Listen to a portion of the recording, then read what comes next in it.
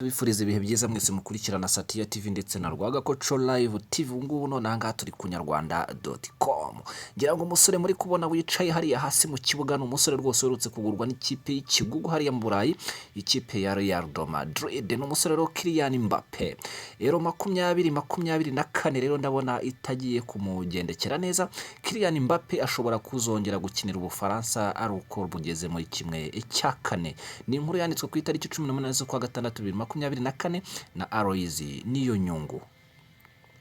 Rutahizamu w'ikipe y'igihugu y'Ubufaransa rero Kylian Mbappe ashobora kuzongera gukinira iyi kipe rwose yaba igihe yabigeze muri kimwe cya kane kirushanwa rihuza amakipe y'ibihugu yo ku mugabane w'i Burayi rya Euro ya 2024 nyuma yuko agize ikibazo cy'imvune.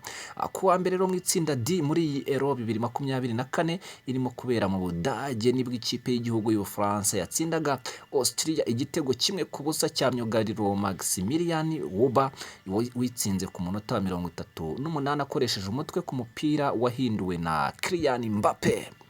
Muri uyu mukino rero ariko uyu rutahizamu w'Ubufaransa wagize uruhare muri iki gitego yagize ikibazo cy'imvune y'izuru, ubwo umukino rwose wari ugiye kurangira ugeze ku munota wa 86 Kylian Mbappe yaragiye gushyira umupira ku mutwe maze rwose arawuhusha birangira akomeretse ku zuru.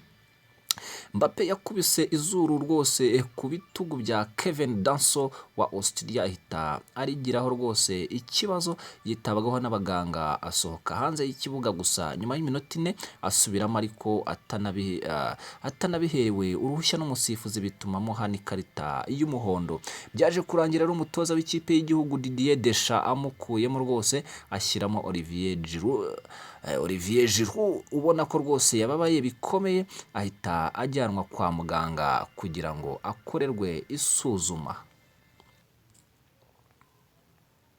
Nyuma y'umukino rero uyu mutoza yabajijwe kuri Mbappe avuga ko rwose yagize ikibazo cy'imvune ku zuru, avuga ko rwose kuri ubu bagiye kureba niba abagwa cyangwa rwose atabagwa. Nyuma yaho rero ishyirahamwe ry'umupira w'amaguru mu Bufaransa ryaje kwemeza ko rwose uyu mukinnyi atazabagwa ndetse ko yasubiye mu mwiherero ari kumwe n'abandi, ahubwo ko azambikwa masike ubundi ibyo kubagwa bikazarebwa nyuma. Amakuru yavugaga ko rero ku mukino wo kuwa gatatu cyangwa se kuwa gatanu bazakinamo n'ikipe y'igihugu y'Ubuholandi muri iyi Euro, Kylian Mbappe azaba hari gusa kuri ubu nk'uko ibinyamakuru bitandukanye birimo Daily Mail bibyandika bishobora kudakunda.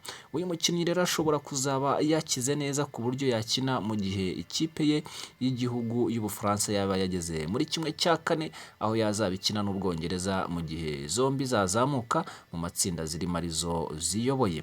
Kylian Mbappe rero amaze gukina imikino 5 ya Euro muri rusange gusa ntabwo yari yabasha kugira igitego atsindamo. Nguwo rero Kylian Mbappe rutahizamu w'ikipe y'igihugu y'Ubufaransa akaba n'umukinnyi ukomeye ubu ngubu rwose ugiye kujya guhagararira cyangwa se gutera ikirenge mu cya mugenzi we uriya mugabo rwose wakoze ibigwi bikomeye cyane muri Real Madrid, Cristiano Ronaldo cyangwa se CR7.